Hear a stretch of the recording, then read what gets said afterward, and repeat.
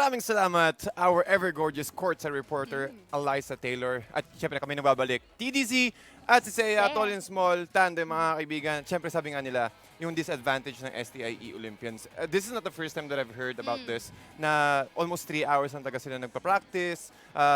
I think Wi-Fi is not available sa bootcamp nila, so I think that's one of the reasons why nagmagamit sila ng mobile data. But I think, because of their performance, nakikita din naman natin tingin ko normal na lang yan sa mga bagong teams talaga eh. Also din kasi, considering na estudyante din kasi sila. So, kailangan din nilang take consideration yung oras nila with academics and at the same time playing for the nationals. Pero nakikita din natin, di ba, na for the past days, meron tayong nakitang progress sa STIE Olympiads. Ang kailangan lang talaga nila gawin ngayon is they have to go all out or else it's gonna be all or nothing para sa kanila ngayon eh. I agree. Sabi natin mga kaibigan, it's all about gathering those points to maintain at least the top 4 spot para sa ating chart. At makikita nga natin ang ating most banned heroes para sa ating Mobile Legends Bang Bang first conference for the nationals. Again, Harith, Kaja, Sho, Kimi, and the Grok. So pansin ko dito yung Lunox hindi na siya kasama kasi before sa ating 5th spot it's Grok/Lunox. So Lunox hindi na siya gano'n nabababa na open up na siya, but again the threat. Every single time na nakikita ko si Harith talaga nakakatakot. Tumataas balihibo kasi sobrang hirap niyang kontrolin eh. Tama. At ma-summon force ka lang yan, ma-chrono dash ka lang yan. Medyo talagang mabibigyan ka na kaagad ng combo. At dagdagan mo pa ng Divine Judgment ni Kaja. Talagang napaka-solid combo yun at talagang alam natin na gustong iwasan ng mga teams natin ngayon. And of course, hindi rin natin pwedeng i-neglect yung overall kit ni Chu. Ma-Shun po ka, ma-Way of the Dragon ka, wala eh. Again, yung tingin ko din kasi kaya kung bakit highly contested or highly banned tong the Kaja and Cho because of their pick-off potential. Yung Way of the Dragon and also Divine Judgment is also very deadly because if you're able to pull it off successfully, that will give you an advantage 4 versus 5 fights. So again, most contested heroes, sabi natin kanina, almost the same mga kaibigan, dumagdag lang si Leo Mord which is on our 5th spot, which is also the comfort hero of Suwa Execution Punishers. We have a win rate total of 77% for the Cho, 53 naman para sa Harith, 63% para sa Kaja, 56 para sa Grok, and 57 para sa Leo Mord. Yes, and it is mostly used by PLDT Smart Omega, Bren E-Pro, Signal Ultra Warriors, and finally Suwa Execution Punishers. So, expect natin na kapag isa sa kanila mababan dyan, syempre may mapipili talaga sila dyan dahil medyo yun yung forte nila eh. So, looking at the stats right now, Madam Seiya, dalawa ang comfort heroes ng PLDT Smart Omega dito, which is the Cho and also the Kaja pickoff. Sabi natin kanina, they want to play aggressively. Sila yung teams talaga na, isa sa mga teams rather, na kayang i-pull off itong mga ganitong klaseng playstyle. Again, as you can see, based on their contested heroes, they want to get that early pickoffs, and then pooling lang. Kumbaga parang give all the resources to our core heroes and then wait for the right moment to strike. Yes, and for our most picked heroes, we have the Akai, Leo Mord, Carry, the Grok, and finally with these 3, which is Esmeralda, Lolita, and finally the Minotaur. So, nakita natin ito for the 4th spot. I mean 5th. It's going to be the 3 heroes. Kasi, syempre, if nakita natin hindi nakasama si Lunox eh. So, agad auto-lock-in yan si Lolita with her ult. Talagang yun yung pang-counter talaga sa kanya. Kaya napapansin natin, hindi na napupunta sa play with our Lunox. I do agree. And kasi mga kaibigan, most of the time, nagkakaagawan tayo ng mga tanks. Kasi ang dami natin mga mages na current meta. So napapansin natin, yun yung mga mga early bans or yun yung mga first ban potential mga heroes. And looking at this, well, I also want to say about the Lolita. Siya yung isa sa mga hidden tanks na sinasabi ko nga. Kasi ang dami niyang pwedeng kontrahin ng mga current meta mages right now. So si Lunox, yung Darkening niya into Chaos Assault, Barrage, isang up lang ng bulwark, negate agad yung damage. Wala na agad eh. I mean, hindi na siya ganong magiging useful into battlefield kapag ka na-bulwark na kaagad siya, protecting the teammate. Yes, and also giving your team or also your draft an open-ended counter initiation with the Numinon Blast, and also you can use it initially to at least get yung follow-up stun. Kung sakali meron mag-i-initiate, well, pwede rin kasi mag-initiate si Lolita dito with the charge, but then again, you always want to get that perfect positioning for a perfect Numinon Blast, which will disrupt any kind of team composition sa side ng dalawang teams kung sino nga makakapili nun.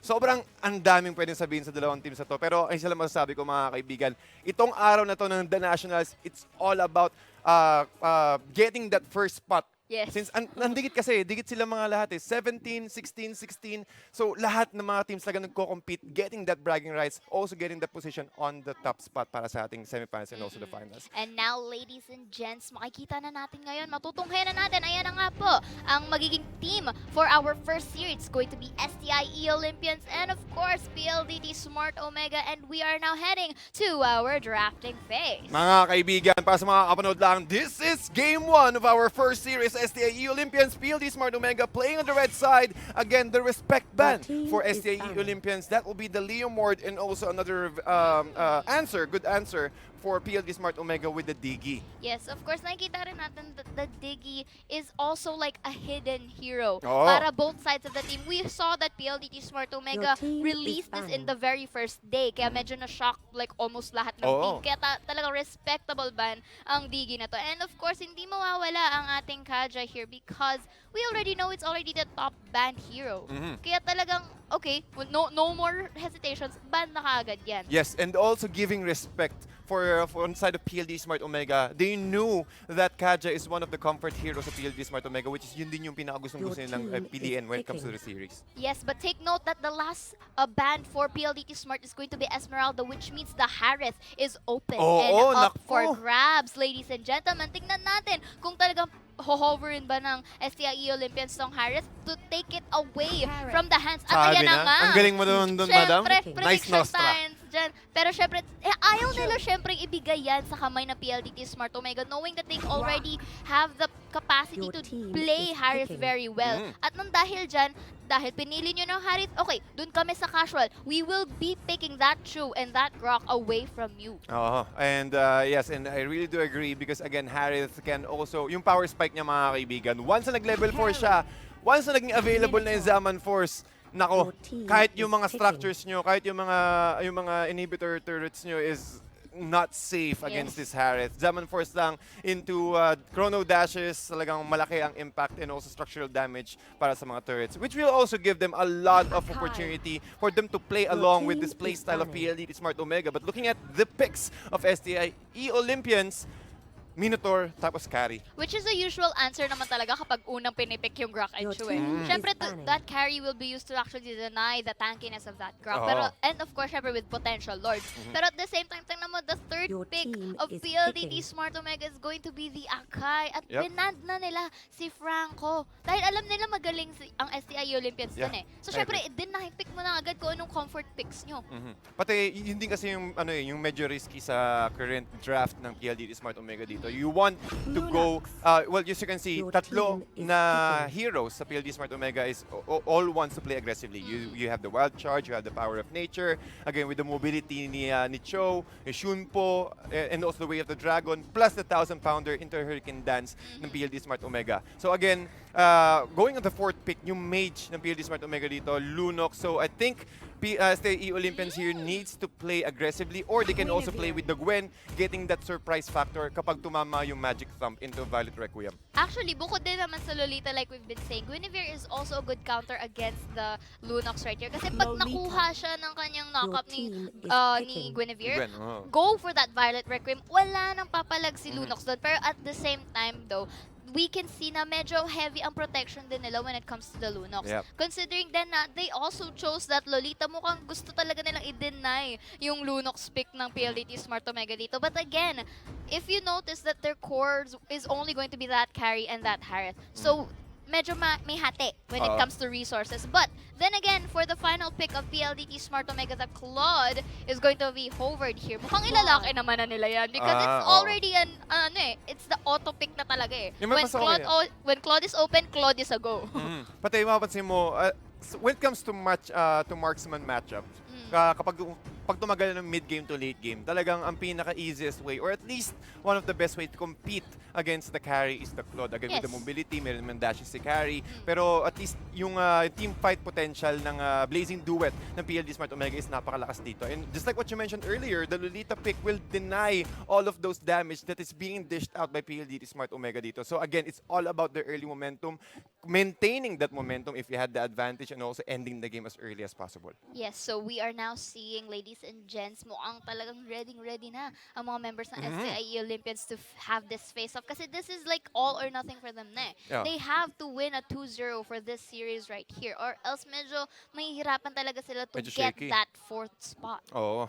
Pati, again, mga kaibigan, 8 points ang STIE Olympians ngayon. So, if they're able to get the 2-0 win against PLDT Smart Omega, that will be a total of 11. So, medyo bitin pa sila. Pero meron pa tayong isang araw bago mag-semifinals and also the grand final. So, Yes. kayang-kaya pa to ng STIE Olympians. But then again, syempre, ang laking gulayat ang kasing laki ko, kumbaga. Yeah, tall and small din Tall ang and small. nakikita natin ngayon. But ladies and gents, we are now here at the game number 1 between STIE Olympians and PLDT Smart Omega. Bago tayo magpakilala, nakikita natin dito may action na ganun Early sa aggression. gitna. Oh, pati nakikita mo dito kung bakit sila pumili ng Grok because they need to clear or they want to clear out the waves as early as possible. Ooh. While on the top lane naman, laning matchup, we have Inside Place and also with Chico on hand. But Heath, mukhang ina-aggress siya ni Ooh. Toshi dito. 2 more hits from the Dexter and also from Claude. It's not enough though. But at least yung sinasabi natin na aggression, early aggression, it's talagang pinapakita ng PLDT Smart Omega dito. Talagang they are showing that they are actually lane bully dun sa taas. And now we will introduce our players. Yep, on the side of STIE Olympians, mga kaibigan, we have Deja Vu on the Harriet, Chico naman sa Lolita, in Zai Place playing the carry, Alui on the Gwen, and Chester playing the Minotaur. And for PLDT Smart Omega, we have Crips going for that Grok, Kenji for that Show, Heath going for that Akai, Lunox. Hindi ko masyado nakita dahil nakita natin ito medyo may konting aggression sa ating top side. It will be Pero Exort. they are like only doing that to harass them to potentially, I think, get or steal away resources from Team STIE Olympians. And again, Lunox going for that Exort and finally Toshi for that Claude. Well, maganda rin kasi yung aggression dito ng pinapakita ng PLDT Smart Omega. They need to cut out the lanes sa top lane para makontrol yung Harit. Kasi kapag nag-level 4 na kagad yan, well, hindi mo siya mape-prevent na mag-level 4, but at least delaying the power spike of Deja Vu, getting the Jamal Force. While sa bottom lane naman si Jico mukhang tamang up ng Bulwark, negating any damage from the Chaos Assault of Exort kung sakaling gusto nila mag-play aggressively. Tama. And so far, nakikita natin talaga dito yung discipline na pinapakita ng PLDT Smart Oo. Omega, shoving away those minions para hindi makapag-push tong si Kari at tong si Lolita doon sa turret ng PLDT Smart Omega. Siyempre, dahil na-push nila yon, magiging preoccupied yung Transition dalawa sa kagad. baba at makakapag-push na ngayon ng Turtle. Pati makikita mo yung yung pag-cut ng waves ng PLD Smart Omega dito. They gave a lot of time for them to farm. But si Chester and Minoan Fury tumama sa dalawa, mga kaibigan, pero si Chester mukha siya yung makakakuha ng isa, mga kaibigan. Exort trying to run away and Deja Vu almost able to knock him up. Parang mauunahan siya ni Exort. But Jico still trying to chase Creepsu. Mukhang nagtago na sa brush area, but Alu is still trying to chase Exort, trying to move away for using the Darkening into the case. So, napakagandang jump naman para kay Heath. Si Creepsu nasa likod, nag-aabang with the power of nature. Hurricane Dance. Hindi ka makakatakbo, Exort, with the early Maniac.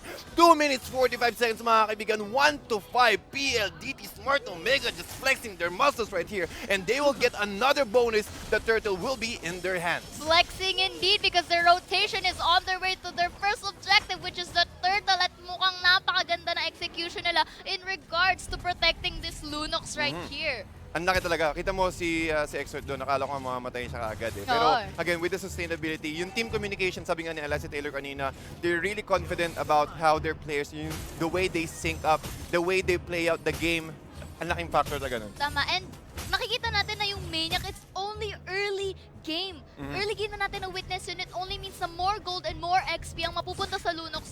At nakikita natin yung damage niya. Sa early game pa lang, makikita natin talagang masakit na. At level 6 pa lang siya doon. Yes. At ang best thing na gagawin ni Jico dito is to give that bulwark to protect Inzai so that makapag-free hit ng maayos tong si Kari. Pero syempre kanina nga hindi nila nagawa yun ng maayos. And now, ladies and gents, makikita natin dito sa bottom side the Hurricane Dance will be executed. Nahiwalay si Inzai. Inzai! But Exort is Uy! going for that Chaos Assault at nanakapuli itong si Lolita and goes for that double kill, ladies and gents. The turret will be exposed dun sa ating baba. As you can see, yung Lunox talaga, once na nakakuha siya ng buff, ang hirap niyang i-stop, mga kaibigan, at nakakuha na siya ng Lightning Truncheon. Additional damage para sa Lunox natin and also giving them more burst damage or more DPS connection. Plus the Turtle buff is napakalaking bagay. Si Deja Vu medyo naiiwan when it comes to kills, pero level 7 pa rin siya, mga kaibigan. It's all about looking for that right opening for them to assault PLDT Smart Omega. Yes, and right opening is also essential para sa side ng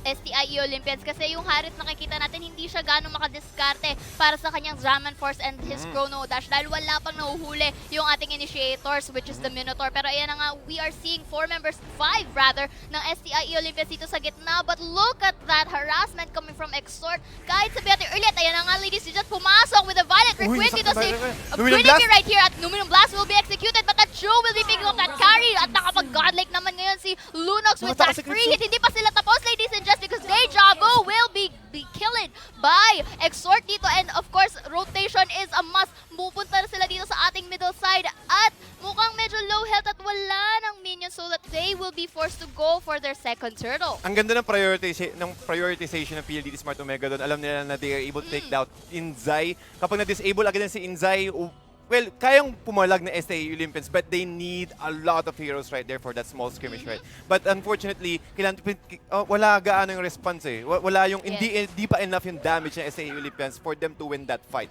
So, best way to do that is just to play patiently, gather the farms, or at least get the farms for Inzai plays para makapag-farm si Kari. Pero ngayon, nakita mo yung aggressive plays talaga na sinasabi natin kasi mula kanina parang PLDT Smart Omega, hindi sila hihinto.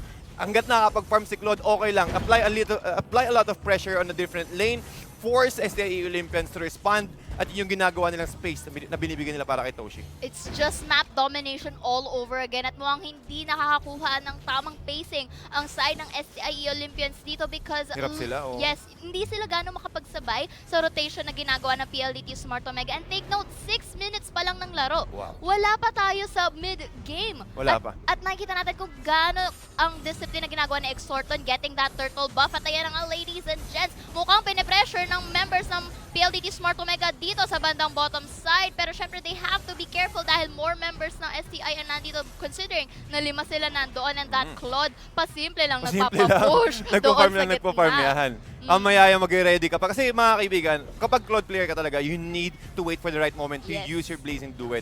Kailangan makukuha mo agad yung mga last hit eh. But as you can see, they're well-disciplined when it comes to initiation. Alam nila kung kaya ba nila yung fight o hindi. And it's also not a good idea for STIE Olympians to actually group together kasi once na pick off sila ng PLDT Smart Omega, tuloy-tuloy na tong chaos assault ng Lunox eh. Mahihirapan na tayo na nga with the Zaman Force going for that Harit. Medyo low on health si Kenji pero nakatakas in the nick of time, but Jiku here to the rescue. Talaga ba? Hindi sila, hindi niya. Pero ayan na nga po, no way of the dragon. Pero ayan na nga, na medyo nanakop siya pero wala kasi siyang kasama doon at napakasakit na pinapakita ng damage na to ni Chu. But the Harit though will be going for that exchange pero hindi pa rin nagtatapos because look at the top side of that STIE Olympians. Ayan na nga, yung Blazing Duet will be executed pero walang napatay, but at least the harassment is true enough to push this tower. And as you can see, Kribzu, talagang nagmamanap lang siya eh.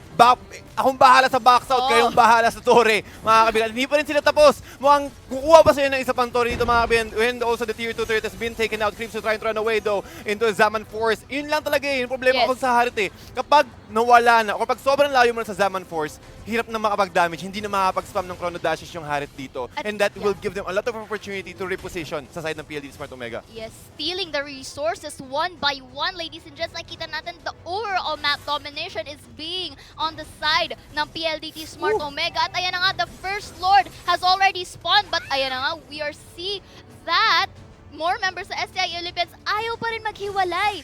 Gusto pa rin nila magsama pero it's not going to be ideal, especially kapag nandun yung threat eh. The True is there, the Akai and the Grok are standing by sa baba. So the best thing that they can do here is mahuli nila either the carry or the Claude. Pati ang dami rin kasi pang jump in ng STAE Olympians dito. Sabi mo nga kanina, madam, na nahihirapan sila lumabas. Lagi sila nagkukumpulan. Kasi yung resource na makukuha nila is yung mga incoming minions, which is being controlled by Kenji as well. So, a gandang opportunity for PLDT Smart Omega. They knew na hindi makakalabas ang STAE Olympians. They took all of their resources away from STAE Olympians right now. At nakakuha sila isa pang bonus, yung Lord. So, pwede lang gamitin to para mag-marcha, which will go into the middle lane sa side ng Lord dito. They can also play with split push potential. Napakagandang win condition. Which most likely yun yung gagawin nila kasi threatening na yung damages nila. Like the Lord's role here is only to buy time. Yeah. At ito na nga, we are seeing that the Chu, medyo parang nakikipaglaro lang siya doon. Kay Aloy, kay Deja Vu, at kay Chester dito sa top side. At like what you said nga kanina, hindi talaga sila makalabas knowing that their resources are so limited. At even if they go out, wala na silang mawabutan na resource kasi Oo. nakuha na ng PLDT Smart Omega. Tayo na nga, pumasok na si Minotaur right here. Medyo nakulang sa stacks kaya hindi nakapag-execute ng Minoan Fury. Pati out muna. Yes. Pati makikita mo, punong-puno pa yung bar ni Chester eh. So Oo. a nice Grok block, at least controlling or delaying the Lord, forcing him to go sideways. At least giving enough time para lang makapag-charge up uli si Chester. Pero mukhang ito natin time na hinihintay ng PLD Smart Omega. Yes, ladies and gentlemen, ayun naman, wala nang nagawa masyado dito si Minotaur, but the Minoan Blast will be executed pero walang nahuli dahil nakikita natin ang potential damage from PLDT Smart Aray, ang Omega. sakit! Napakasakit! While the Akai will be slaying that Guinevere right here, the Lord will be executed.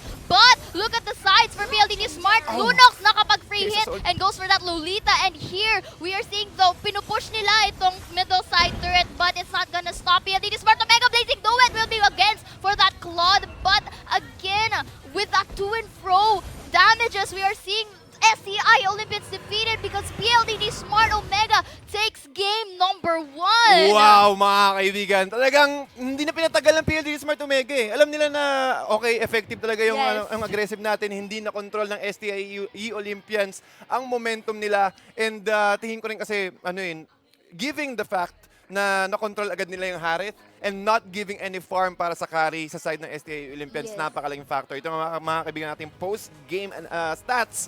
Again, as you can see, 14-3.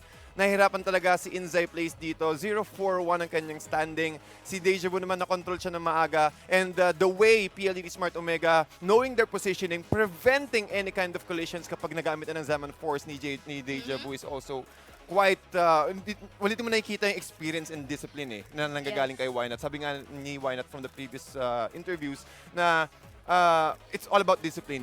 Lahat tayo magagaling sa individual skills. It's all about initiating it and also having the discipline, knowing when to fight and when not to fight. Tama. And gaya nga ng sinabi natin kanina pa natin sinasabi na the Lunox is not priority. Pero in this game though, we have the MVP of the game which is Exort with that Lunox with a KDA of 903. Kill participation of 86% with that net worth of 8,777. Yeah, like what yung sinasabi natin kanina, the Lunox is not priority, pero we have seen that Exort, knowing that hindi na mapaprioritize tong Lunox, siya na yung kumuha at pinakita na, okay, you're not gonna pick Lunox. Sige, papakitaan ko kayo ng Lunox. Yun yung sinabi niya eh. Well, pati madam, kita mo yung itemization niya. Lightning Tranchon, Divine Glaive. Talagang kahit yung mga tanks, hindi kaya mag-survive. Well, yeah. Mababurn eh. Burn talaga. And also, well, at least kung sakaling makakuha siya ng pick-off, lagi niya sinisigurado na yung mga core heroes yung pinipick off niya, rather, mga kaibigan. Siyempre, hindi pa rin tayo tapos. At magbabalik pa rin ang The Nationals dito para sa ating Game 2 for our first series. STAE Olympians versus PLDT Smart Omega. Tall and Small Connection. We'll be right back in just a few.